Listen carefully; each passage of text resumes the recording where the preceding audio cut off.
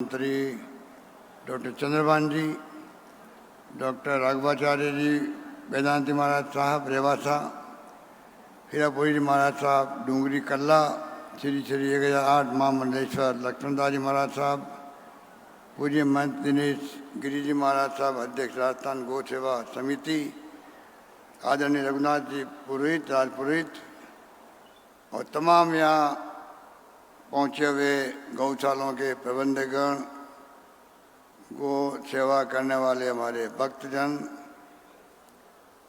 मैं सबको नमन करते हुए मुझे खुशी है कि आज गौ सेवा सम्मेलन में आने का मुझे तीसरी बार सौभाग्य मिला है। पहले भी 2 बार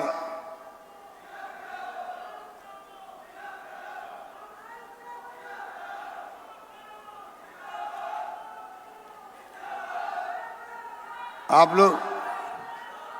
लोग शांत रहो। आपकी मांग मुझे मालूम है, आपकी मांग है, आपकी मांग के बारे में बोलूँगा अभी, आप शांत रहिएगा। मुझे ध्यान है कि हमने 33 से 50 जिले बनाए राजस्थान के अंदर और उसमें कुछ शिकायतें भी है, सीमाओं की है, नए जिले की है। आप पहले मेरा भाषण सुनिए। मुझे मालूम है कि आपकी मांग, आपके धरने चल रहे जगह जगह, पर ये स्थान नहीं, ये स्थान है गौ भक्तों का, गौ सेवा का है।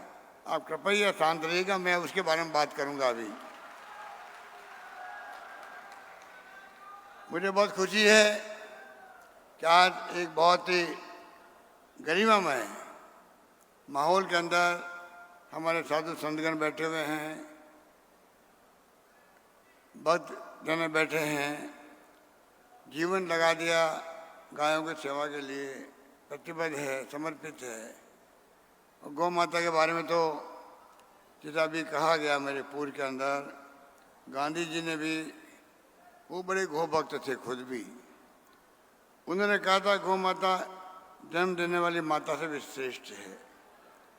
हमारी माता में 2 साल तक दूध पिलाती है, आशा करते कि हम बड़े होकर के उसकी सेवा करेंगे, परंतु गाय हमसे सिर्फ चारे के अलावा कुछ नहीं मांगती है, कुछ आशा नहीं करती है। गौ माता जीवन के बाद, मृत्यु के उपरांत भी सेवा करती है। गाय के मरने के बाद उसके शरीर के हर अंग, उसकी अस्थियाँ, उसकी चमड़े, सींग सब काम आते हैं। जो उपमा गाय माता को, गौ माता को गांधी जी ने दी है, वही हम सब की है। और मैं समझता हूँ कि आप जितने ही साधु संतगण बैठे हुए हैं, हिंदू धर्म के अंदर भी, ग्रंथों के अंदर भी गाय का अलग महत्व है। और उसी ढंग से आप सब साधु संतों की भावना को देखते हुए और जिस प्रकार से मुझे याद है सन 2013 के अंदर जब दिनेश गिरी महाराज साहब आप सबको लेके असेंबली आए थे और मैंने उसी वक्त घोषणा करी थी कि देश में पहली बार गांव का अलग निदेशालय बनेगा। हमने खाली घोषणा नहीं करी, बल्कि आदेश जारी किए, अलग डायरेक्टर बन गया गांव का, और आज में सरकार ने उसका नाम विभाग लिख दिया। अच्छा किया वसुंधरा जी के वक्त में, परंतु विभाग तो बना दिया, तो 5 साल में सिर्फ 500 करोड़ रुपए दिए गौशालाओं को, और हमने 500 के बजाय अभी इन 5 सालों में 3000 करोड़ रुपए दिए गौशालाओं के, 3000 करोड़ रुपए दिए। अनुदान पहले 3 महीने का था जब मैंने शुरुआत करी, फिर 6 महीने का हुआ, अब 9 महीने का अनुदान है। तो कोई कमी नहीं रखी हम लोगों ने। हम जानते हैं कि गाय का क्या महत्व है जीवन के अंदर।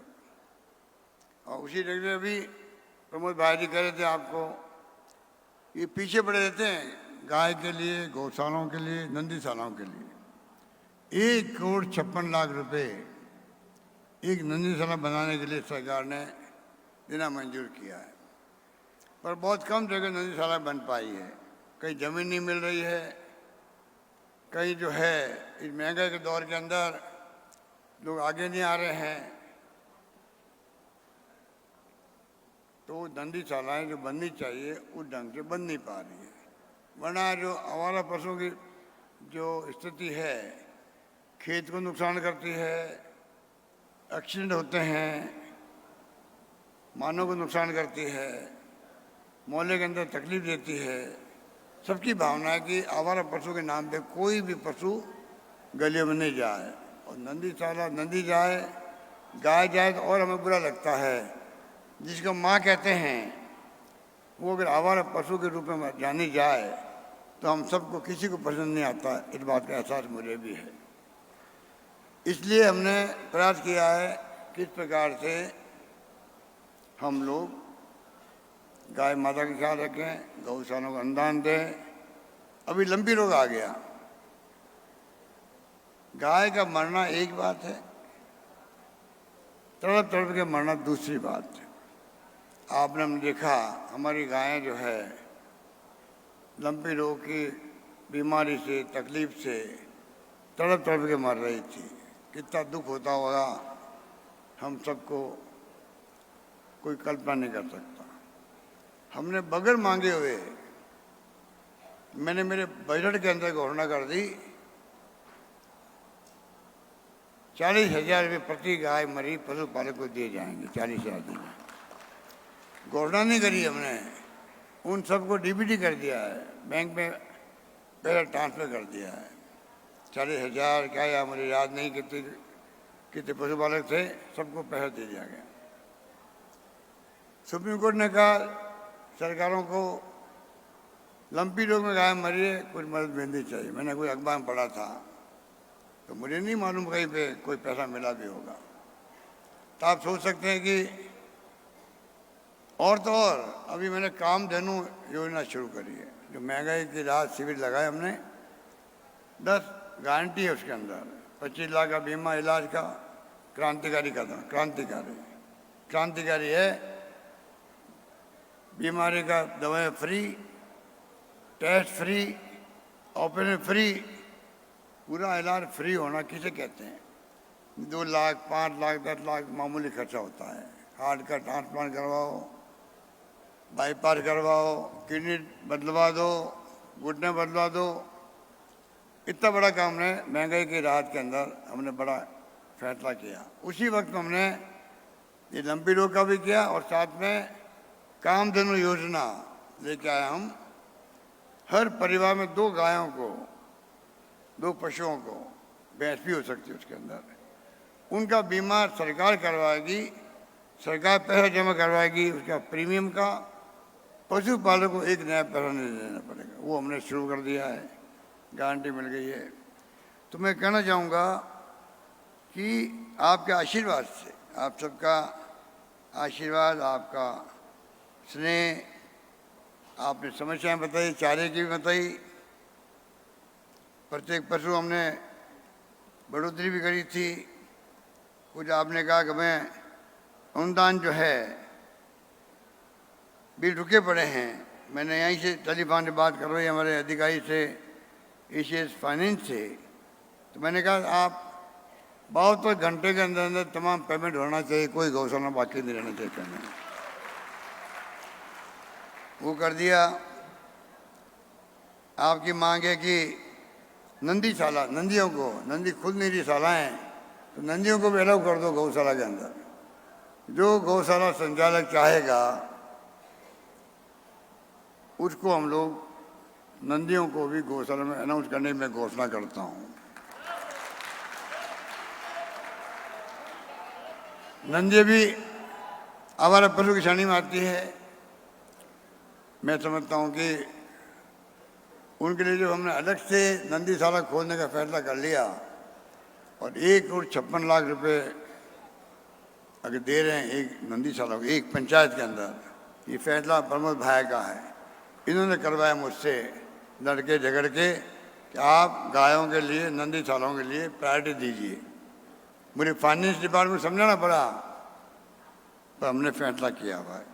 धीरे धीरे जब वक्त बदलेगा, समय बदलेगा। अभी गोचर भूमि का फैसला सुप्रीम कोर्ट का होता है, और में गोचर भूमि में जमीनें मिलती नहीं हैं, नंदीशाला खुल नहीं सकती है, गौशाला नहीं खुल सकती है।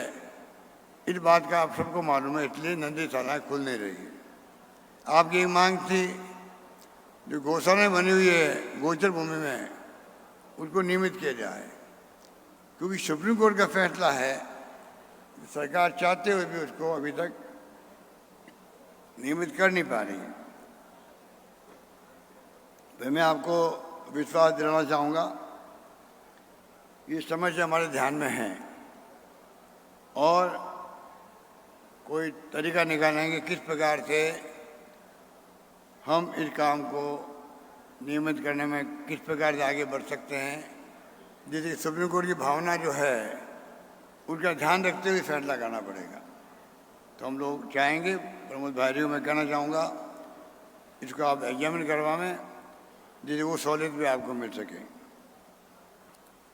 चारा का माफिया, आपने कहा चारा माफिया हो जाते हैं, ये समाज के लोग हैं, इनको सोचना चाहिए कि आप समाज के खुद के लोग हैं, समाज से आते हैं, कैसे आप चारे के भाव बढ़ा देते हो? क्या बीती थी गौशालाओं पर?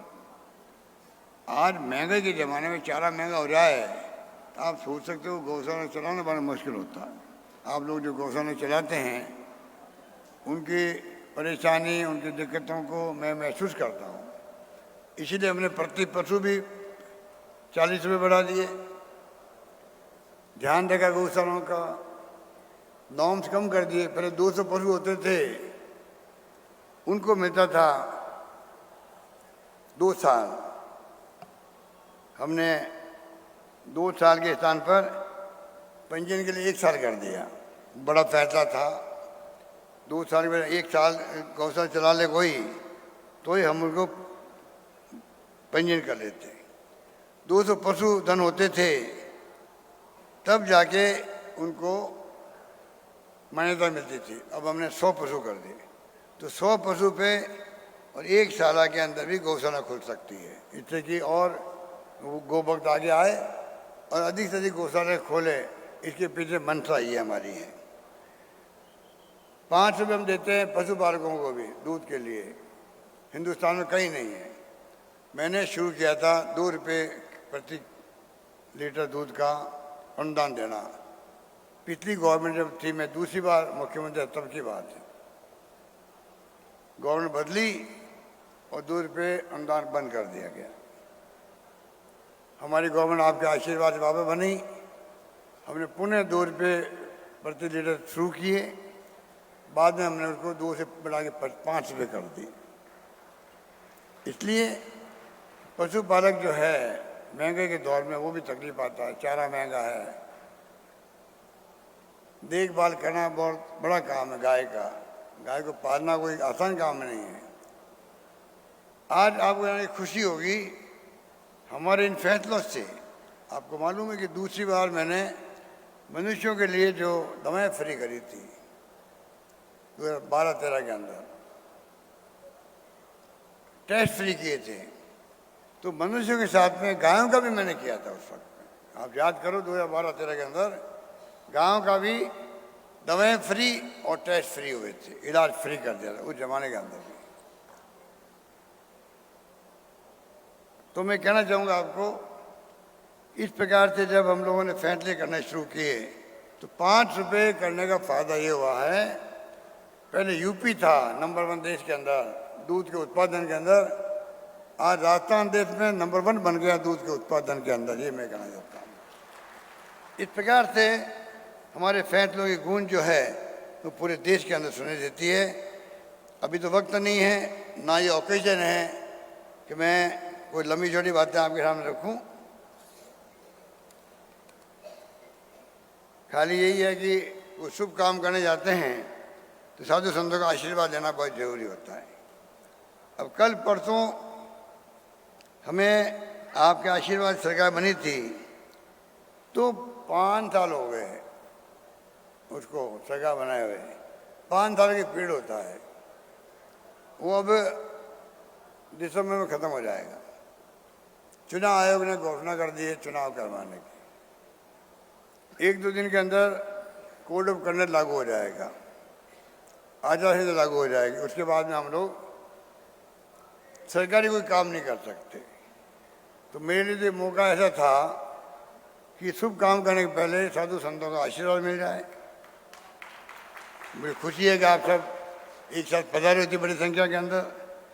दत्त सदानंद जी महाराज साहब खुद आए हैं, वो जाते नहीं है कि प्रोग्राम के अंदर, स्टेज पे भी नहीं आते हैं, पर आप सबकी भावना देखते हुए आए हैं। तो मैं समझता हूँ मुझे तो सबका आशीर्वाद मिल गया है। मजबूती के साथ में मैदान में उतरेंगे और मुझे लगता है इस बार जो हमारी योजनाएं हैं, हमारा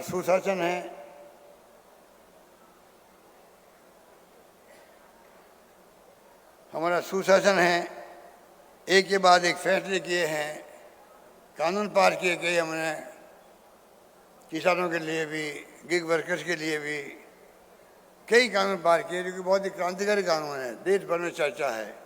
कर्मचारियों को ओपीएस दे दी हमने, बहुत खुश है कर्मचारी वर्ग। उनके इलाज का अलग सिस्टम बना दिया हमने, आरजीएसएस का। प्रमोशन में उनको ज़्यादा तवज्जो मिल गई। कोई कमी रख नहीं रहे हैं, कोई वर्ग हो, किसान हो, मजदूर हो, छात्र हो, नौजवान हो, महिलाएं हो, सबके लिए हमने एक से बढ़ के स्कीम लागू करी। और तो और 2030 के अंदर राजस्थान कैसा बने, ये खाका दिमाग में रहना चाहिए राजस्थान वालों के। उसका डॉक्यूमेंट अलग बनवाया हम लोगों ने। 3,32,00,000 लोगों ने अपनी राय दी, उसके अंदर डॉक्यूमेंट छप गया है और आगे लगातार अपडेट होता रहेगा। हम चाहते हैं कि आज हमारी गवर्नमेंट है, 2030 तक, अभी तो 23 के चुनाव आएंगे, फिर 28 के चुनाव आएंगे, 2028 के अंदर चुनाव आएंगे, बाद में 30 आएगा। उसमें कौन मुख्यमंत्री होगा, किस पार्टी की सरकार बनेगी, ये तो आज नहीं कह सकते। जनता माई बाप होती है, जनता फैसला करती है। पर आज हम ये तो कह सकते हैं कि हमारा फर्ज बनता है, हम सपना देखें हैं, हम जनता की भावना क्या है वो सुने, उनकी भावनाओं को समझें, आगे बढ़ने का प्रयास करें और डॉक्यूमेंट तैयार करें जिससे कि आने वाली पीढ़ियाँ भी उस डॉक्यूमेंट के आधार पर आगे बढ़ सके। टाइम पर वेस्ट नहीं उनका भी। इस प्रकार की सोच के साथ में हमने सेवाई धर्म है, सेवाई कर्म है, ये भावना रखते हुए मैंने पूरा शासन किया 5 साल तक। और हमारे शासन करने के बाद में आज शिक्षा के अंदर तमाम प्रीमियर संस्थाएं खुल गई राजस्थान के अंदर। साथ में हम देश में सिरमौर है। आज एकमात्र राजस्थान राज्य है देश के अंदर, हो सकता है दुनिया के अंदर भी, जिसने कानून पास कर दिया है हर नागरिक के स्वास्थ्य की जिम्मेदारी सरकार की होगी। कानून बना दिया हम लोगों ने, कानून कर नहीं बनते हैं। उसी ढंग से हम लोगों ने 25 लाख का बीमा भी किया है। आप कल्पना कर सकते हैं कि जो गांव में या शहर में जो गरीब आदमी हैं, इलाज का पैसा खर्च होता है। हमारे यहाँ ऐसे संस्कार हैं, हिंदू संस्कार भी रहते हैं, हिंदुस्तान में संस्कार रहते हैं, चाहे कोई धर्म के लोग हों। माँ बाप की सेवा करना हमारा फर्ज बनता है। माँ बाप बूढ़े हो जाते हैं, डॉक्टर जवाब देता है कि बचेंगे नहीं ये, तब भी हम क्या करते हैं, मन नहीं मानता। हम उसके लिए 1 लाख, 2 लाख, 3 लाख खर्च हो जाए, मेरे माँ बाप बचने चाहिए। उस रूप में हम आगे बढ़ते हैं। चाहे मकान बेचना पड़े, गहने बेचने पड़े, गिरवी रखने पड़े, परवाह नहीं करते हम लोग। कर्जा हो जाता है। अब मैंने एक झटके के अंदर सबको कर्जे से मुक्ति दिला दी है। अब 1 पैसा नहीं लगेगा, माँ बाप का इलाज फ्री करो आप आराम से। ठीक, इस प्रकार से जो है मैं समझता हूँ कि हमने जो घोषणा की है उससे आज राजस्थान में, वैसे भी हम जिस प्रकार से, मैं बार बार कह रहा हूँ आपको, दिनेश गिरी जी महाराज साहब ने जब शुरुआत करवाई थी आपके ये निदेशालय बनाने की, सरकार के विभाग बनना बड़ी बात है। और मैं ये भी कहना चाहूँगा कि हमारे अभी ये हमारे प्रमोद भाई साहब स्लिप भेज रहे हैं। मैंने घोषणा करी कि नंदियों को भी गौशाला में रखा जाएगा, उससे वो संतुष्ट नहीं है, वो खुद भी संतुष्ट नहीं है। क्योंकि संत दीनगिरी जी महाराज साहब ने कहा, खाली आप घोषणा नहीं करोगे, लागू भी करोगे। तो मैं कहना चाहूँगा, फिर कहना चाहूँगा कि इन नंदीशालाओं को रखा जाएगा। सरकार तो अभी चुनाव तो आने दो, कल के बाद हम काम ही नहीं कर पाएंगे। तो मैं तो यही कह सकता हूँ भाई, हम गारंटी देते हैं हमारी सरकार आएगी तो नंदियों को भी गौशाला में रखा जाएगा, 12 महीने का अनुदान दिया जाएगा।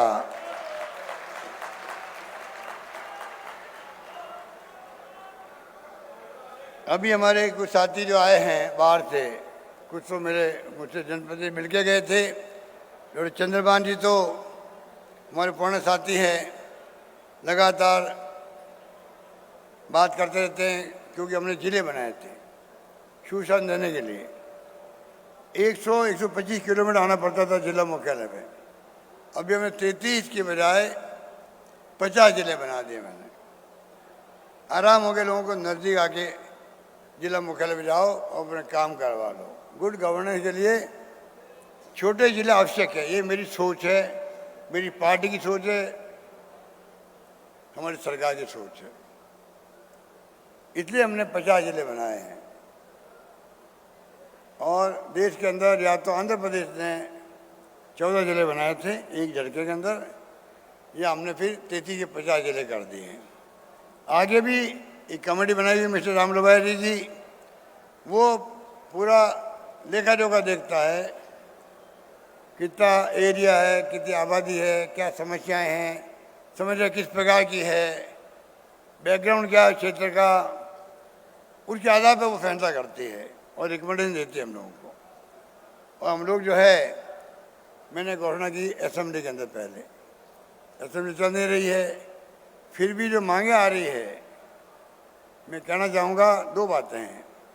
एक तो अभी मांगे जो आई है उसमें एक तो मांग आई है सुजानगढ़ की आई है। सुजानगढ़ के लोग भी आए थे, अभी आप लोग सब आए हुए हो, राजस्थान भर के हर जिले से लोग आए हो, मुझे मालूम है, इस बात का एहसास मुझे है। मैं आप सबका हार्दिक स्वागत करता हूँ और कहना चाहूँगा हर जिले की, हर वर्ग की जो भावनाएं हैं, उनकी मांगे हैं, उनकी अपेक्षाएं सरकार से है, उसका पूरा करने का प्रयत्न मैंने किया है। इसलिए मैंने कहा था एमएलए साहबान को, आप अपने क्षेत्र के लिए मांगते मांगते थक जाओगे और मैं देते देते नहीं थकूंगा, और मैंने करके दिखाया है। ये मांग आ गई, बच गई मांग कोई। शिवानगढ़ के एमएलए साहब मेघवाल साहब, मनोज जी बार बार मांग करते हैं। चंद्रभान जी हमारे नेता, वरिष्ठ साथी, हमारे बिजली के मंत्री रहे हों, उद्योग मंत्री रहे हों, जहाँ रहे हो, शानदार काम किया उस जमाने के अंदर। आज वो दिख रहा आपको ढांचा पूरा बिजली का, उनका आधारभूत ढांचा इन्होंने खड़ा किया था जब कंपनी बनी थी पहले बार। वो बार बार मांग कर रहे हैं, धरने चल रहे थे मालपुरा के अंदर। एक हमने डीडवाना और नावा कुचावन सिटी जिला बनाया था, उसमें दूरियां बहुत ज़्यादा है, उनकी मांग थी हमारा जिला अलग बने। तो हमने रिकमेंडेशन कर दी है, करने जा रहे हैं, आज ही कर देंगे। 3 जिले, नंबर 1 सुजानगढ़, मालपुरा और कुचामन शहर, 3 जगह जो है नए जिले बनेंगे। और सीमाएं जो है, उनकी सीमाएं तय करने का काम, सुनिए आप, सीमाएं तय करने का काम जो है वो सरकार नहीं करती है, कमेटी करेगी, रेवेन्यू डिपार्टमेंट करेगा। राम लोबाया कमेटी को 3 जिले रिकमेंडेशन के साथ में, सुनिए आप आगे सुनिए, 3 जिले की सिफारिश के साथ में मैं भी घोषणा कर रहा हूँ। बाकी जो एरिया है जहाँ से मांग उठ रही है, कई धरने भी हो रहे हैं, मैं चाहूँगा धरने से समाप्त करो। जो आपकी वारी मांगे हैं कमेटी के साथ जाकर रखो उनके सामने, वो परीक्षण कर लेंगे। और जरूरत होगी तो मैं उम्मीद करता हूँ कि हमारी नीति व नीयत साफ है। हमने कहा है, वो किया है, जो वादे हमने किए थे घोषणा पत्र में। जब राहुल गांधी जी आए थे पिछली बार, उन्हें कर्जा माफ करो किसानों का, 7 दिन के अंदर सरकार बनते ही हमने बहुत से घंटे में कर्जे माफ कर दिए। 22 लाख किसानों के 14 करोड़ कर्जे माफ कर दिए। इसलिए जो काम हमने किया 5 साल तक, अभी मैं कह रहा हूँ आपको, हमने कहा जिले बनाए, हमने 3 जिले घोषणा में आज कर रहा हूँ, और भी जिले बनने की बात होगी। अगर सीमाएं बदलने की बात होगी, पूरे राजस्थान का खाका जो है इस प्रकार का बने सब जिलों का। आप सोचिएगा, राजस्थान एकमात्र राज्य देश के अंदर हर जिले में एक मेडिकल कॉलेज खोल दिया हम लोगों ने। केंद्र ने नहीं दिया हम लोगों को 3 जिलों का, प्रतापगढ़ का, राजसमंद का, जालोर का। स्टेट गवर्नमेंट अपने फंड से 3 और मेडिकल कॉलेज हमने घोषणा कर दी थी। जो सोच हमारी ये हो, हमारी सोच बड़ी क्रांतिकारी सोच है, सकारात्मक सोच है।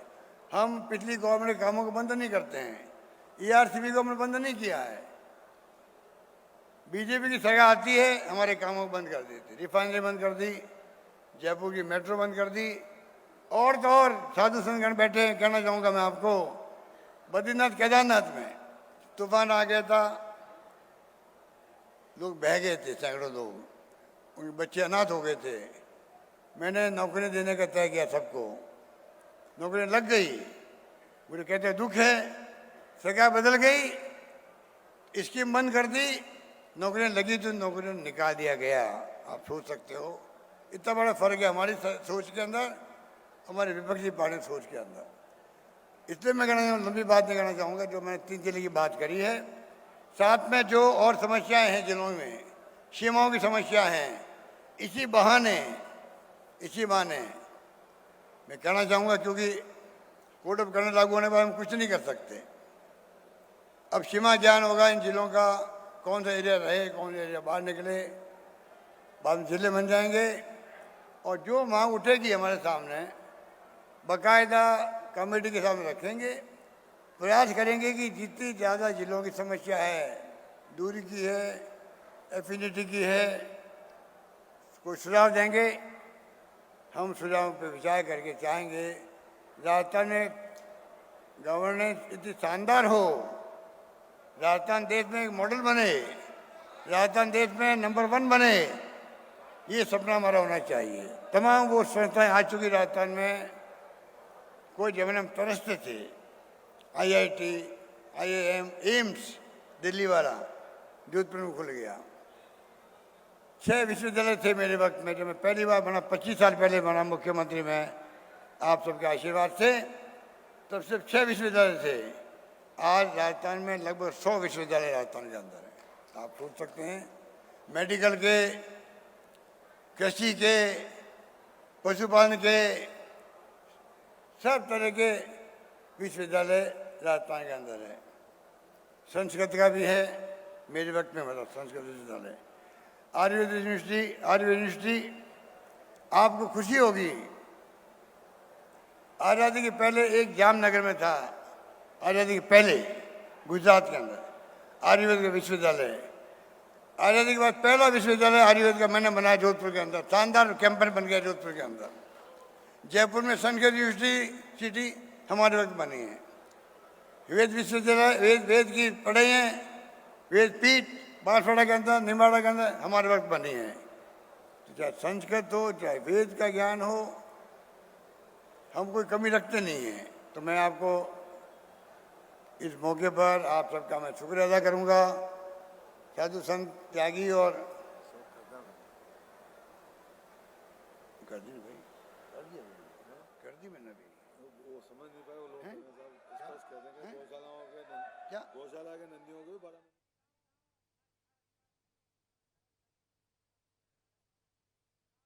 और बोलो, बताइए आप। गौशालाओं में नंदियों को 12 महीने अनुदान दिए जाने की घोषणा करता हूँ। गौशाला में नंदियों को, इस सब के लिए नहीं है, नंदियों के लिए है। नंदियों के लिए गौशाला में 12 महीने का अनुदान मिलेगा। धन्यवाद, जय हिंद, धन्यवाद।